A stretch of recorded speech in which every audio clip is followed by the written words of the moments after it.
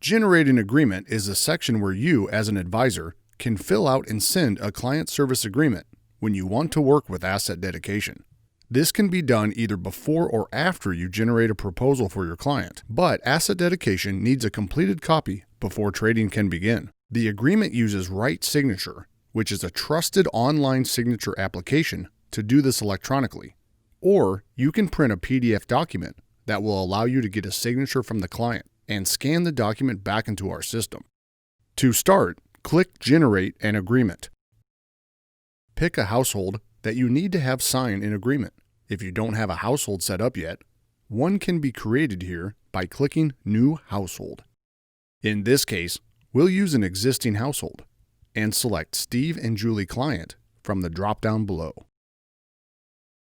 The Agreement Delivery Method section is important since you'll select how you want your client to sign the agreement. You can either choose electronically or wet signature. Let's review each option. The electronic method is the preferred option since the process is automated and our agreement will be routed automatically to the client's household details. On the Client Information section, you'll notice the names of both clients from the selected household are automatically populated. Since we chose an electronic signature, the email address field is mandatory. Type in the client email addresses in order to send the documentation electronically for signing. Click Submit. To start out, you will receive an email from writesignature.com that states that we've sent you a document to sign. In this case, since the client hasn't signed yet, you are informed that you're the first one to sign the document. Clicking the link will allow you to view and sign the client service agreement electronically as the advisor before it goes out to your clients.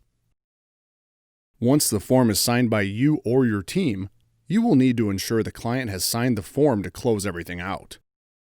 The client will receive a similar email stating that you have already signed the document.